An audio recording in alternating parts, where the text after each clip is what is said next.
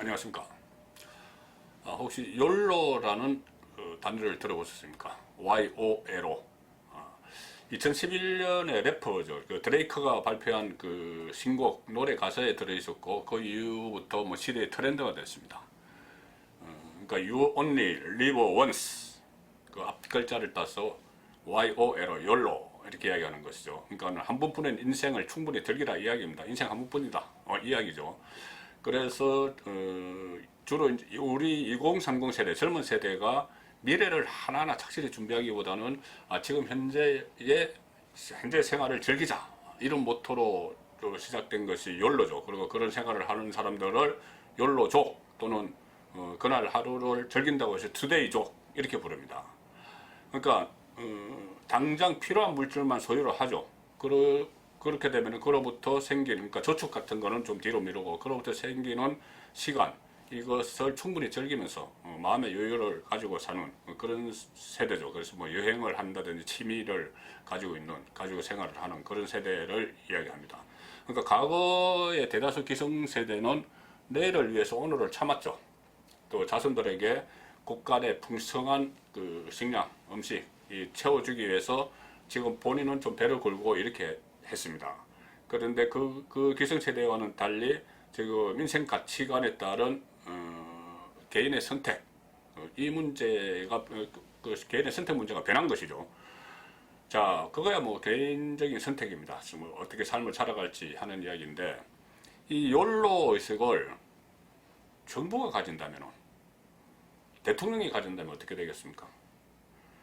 이 대통령이나 정부는 국가 백년 대계를 설계를 해야죠. 뭐 돈을 쓰더라도 다음 세대에 어떤 부담이 갈지 아니면 어떤 이익이 있을지 이런 것도 다 생각하면서 써야 됩니다. 뭐 10년지 대계, 100년지 대계 그런 이야기를 하는 것이죠. 그런데 지금 우리 헌법에서 대통령은 5년만 할 수 있죠. 5년 단임입니다. 그렇기 때문에 만약에 정권이 내가 정권을 잡고는 5년, 이 5년에 한 번뿐이다. 뭐 다음에 뭐 연임할 것도 아니고, 그러니까 5년 동안만 좀 일종의 국민들이 만족해 할 수 있도록 내 임기 5년 동안 국민들을 만족시키고 또 내가 편하게 있는 돈 다 쓰고 뭐 그다음부터 내 정권이 아니니까 모르겠다. 혹시라도 한 번뿐인 정권 뭐 이런 의식을 대통령이나 정권이 가지고 있다면 상당히 위험합니다. 지금 역대 5년 정부에서도 뭐 대체로 다 비슷했지만은 문재인 정부도 마찬가지입니다. 초기에부터 정권 출범 초기부터 그런 일이 일어났었죠. 많이 지적이 됐습니다. 가령 제일 처음에 야심차게 발표했던 국민건강보험 보장성 강화, 이른바 문재인 케어죠. 문재인 케어 이 정책이 5년간 30조 원 이상이 소요될 거다. 그렇게 예상이 됐죠. 5년간 30조 원이면 어마어마한 돈입니다. 그렇게 소용이 됐는데 이것을 강화 방침을 발표를 했고 이것을 추진을 하고 있습니다. 그러니까 이 부실한 재원 문제 여기에 대해서는 또렷한 해법이 없이 이렇게 정책을 추진을 했기 때문에 그렇다면 이거 결국은 부담이 국민들에게 돌아가고 또 다음 정권에 돌아갈 것이란 말이 나왔죠. 국민들에게 돌아가는 것은 건강보험료 인상뿐이 없습니다.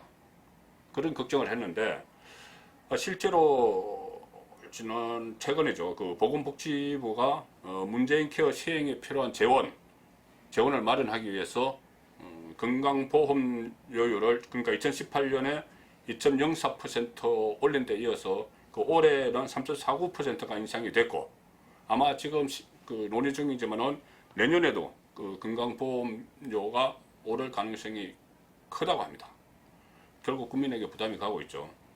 그리고 문재인 정부 초기에 이 문재인 케어 외에도 이거 5년용 아니냐 이런 말을 받은 그 정책들이 몇 가지 있었습니다. 가령 그때 정부가 출범하면서 100대 과제를 선정을 했는데 문재인 정부가 5년 동안 할 일 100가지를 선정을 했는데 그것을 분석을 해보니까는 5년 동안 178조 원의 세금이 들어가야 되는 그런 내용이었죠. 그리고 또 문재인 정부 들어서 공무원들을 대대적으로 늘렸습니다. 뭐 늘리는 거 좋죠. 일자리도 늘리고 소위 말하는 공시생들에게 기회를 확대해주고 그런 거나 좋지만은 재원이 마련돼야 됩니다. 공무원은 한번 뽑으면은 정년 때까지 내내 뭐 임금도 줘야 되고 여러 가지 복지 혜택도 줘야 되고 임금때까지 국민에게 장기 부담이 되죠. 결과적으로는 그런 상황을 충분히 그 예상을 하고 뭐 공무원 정원 대책에 놓은 것은 아니다. 뭐 이런 지적이 있었던 것이고요. 탈원전 정책 처음에 했죠. 자, 탈원전 정책을 추진을 했는데 그때 이 탈원전 정책을 하면은 전력 문제가 좀 전력난이 있을 것이다 뭐 예상을 하고 했는데 그때 정부 여당에서 뭐라고 그러냐면은 탈원전을 해도 2022년까지는 이 전력 수급이 무난하다 이렇게 이야기했습니다. 2022년이면은 현 정부 임기 딱 끝날 때죠. 그 다음은 어떻게 합니까? 자, 그때 초기부터 이게 연로식 국정 운영 아니냐 이런 지적이 많이 나왔는데 지금 2년이 지난 지금도 이어지고 있습니다. 가장 최근에 일어났던 버스 파업 위기 어떻게 해결했습니까? 요금 인상, 또 준공영제 확대 이걸 땜질해 버렸습니다. 땜질 처방했죠. 요금 인상 결국 국민들에게 부담으로 돌아가는 것이고 준공영제 확대라는 것은 준공영제는 버스 업계가 적자가 나면은 국민들 세금으로 메꿔주는 제도죠. 그러니까 이것도 또 국민 세금으로 다 해결을 하려고 했습니다. 최근에는 또 그 총선용 예산 퍼붓기 논란, 그러니까 내년 총선을 앞두고 정부 여당에서 선심성 예산을 막 퍼보려고 한다. 그러니까 곳간에 있는 돈을 빼가지고 나라 곳간에 있는 돈을 빼서 막 선심성으로 퍼보려고 한다는 지적이 야당을 중심으로 나오고 있죠. 제일 가장 크게 부각됐던 문제가 예비타당성 조사 면제 사업이죠. 예비타당성 조사라는 것은 그 국가기관산업 SOC 같은 것을 건설을 할 때 투입 대비 효율성을 따지는 겁니다. 그런데 이것을 면제해주는 사업들을 대대적으로 발표를 했습니다. 특히 뭐 총선에서 전략적으로 민심을 얻어야 될 지역에 또 집중적으로 갔다 그런 분석도 있었죠. 그 예타 면제 사업에 24조 원을 거의 뭐 책정을 한 상태고 또 생활 SOC라는 게 있죠. 문재인 정부 들어서 처음 뭐 많이 거론이 된 것 같은데 생활 SOC라는 건 어떤 마을 안에서 마을에 뭐 작은 도서관을 짓는다든지 마을 회관을 짓는다든지 아니면은 뭐 간이 도로를 이렇게 만든다든지 그러니까는 생활에 필요한 사회 간접 자본이죠. 이 예산을 또 48조 원 정도 들어간다고 합니다. 또 그 밖에 또 선심용으로 지목되는 야당에서 선심용으로 지목하는 사업이 지역 사업이 134조 원 이렇게 총 206조 원 정도가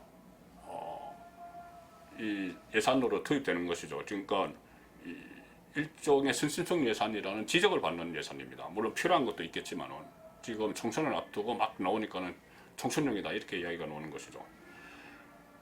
그리고 가장 또 중요한 것은 그 전반적인 국가 경제 정책에도 욜로식 의식이 정책에 반영된 거 아니냐 그런 이야기가 나오는 겁니다. 그러니까 국민 세금으로 무료적인 것을 막 메우고 그러니까 이것은 뭐 소득 주도 성장이 아니라 세금 주도 성장이다 이런 말이 나오는 부분들이죠. 자, 문재인 대통령은 어제 16일에 국가재정전략회의를 주재를 했습니다. 여기서 재정의 과감한 역할을 계속 강조를 했습니다. 우리 재정 형편이 넉넉하다. 그러니까 돈을 많이 풀어야 된다는 이야기죠. 단기적인 경기 부양을 위해서 돈을 풀겠다는 이야기입니다. 그런데 이 부분에 대해서는 KDI도 그렇고 다른 전문가들도 상당히 회의를 표시하고 있습니다. 지금은 재정이 좋은 것은 맞지만 이것은 세수가 호황이기 때문에 그런 것이다. 돈을 국민 세금을 걷어들이는 게 호황이기 때문에 그런데 여러 가지 다른 요건들을 보면은 이 세수 호황은 조만간 끝날 것이다. 또 하나는 지금 어쨌든 국가 부채 규모 나라에서 앞으로 갚아 나가야 될 돈 광범위한 의미에서 1700조 원으로 이게 치솟아 있는데 국가 부채 규모가 이 상황에서 또 돈이 조금 쌓여 있다고 그것을 막 풀어버리는 거 그러니까는 욜로식이죠. 지금 있으니까 푸는 겁니다. 다음 정부가 어떻게 되든 말도 그렇게 되면은 이건 너무 좀 안일한 재정 운영 아니냐 이런 지적이 나오는 것이죠. 그래서 이것이 결국은 이것도 5년 단임 대통령제의 한 부작용이다, 폐해다 이렇게 보는 시각들이 있습니다. 5년 단임 대통령제가 1980년대 민주화 운동의 산물이지만은 점점 시간이 지나면서 이 5년 동안 제왕적 통치를 하는 그런 경향이 생겨버린 것이죠. 그리고 특히나 이 한 번뿐의 정권이다. 그러니까는 성자가 모든 5년 동안 모든 권력을 독점을 하고 전행을 하는 그런 쪽이 좀 정도의 차이는 있지만 쭉 이어져 왔는데, 그것도 결국은 욜로 심리 아니냐, 뭐 이런 분석이 가능한 것이죠. 그래서 박근혜 전 대통령도 뭐 여러 가지 측면이 있지만, 실패하고 파면을 당한 여러 가지 측면이 있지만, 그 중에 하나가 주변인, 박근혜 전 대통령의 주변 사람들, 권력의 주변에 모여있던 사람들, 비선 쪽에 있던 최순실 같은 사람들, 이런 사람들이 5년 동안 이 권력 한 번뿐이다. 그러니까 그런 심리를 통제하지 못해서, 또 박근혜 전 대통령도 그것을 잘 통제하지를 못해서 이렇게 그 결과가 좋지 않은 거 아니냐, 그런 생각도 드는 겁니다.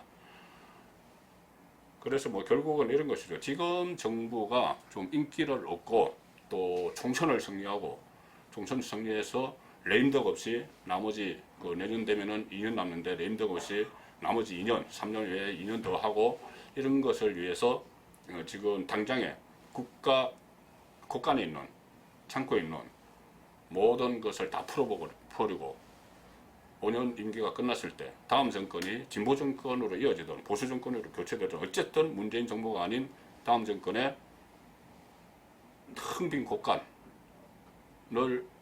물려주고 떠나면 그 국간은 또 누가 채울 겁니까? 정권의 혼술이었습니다.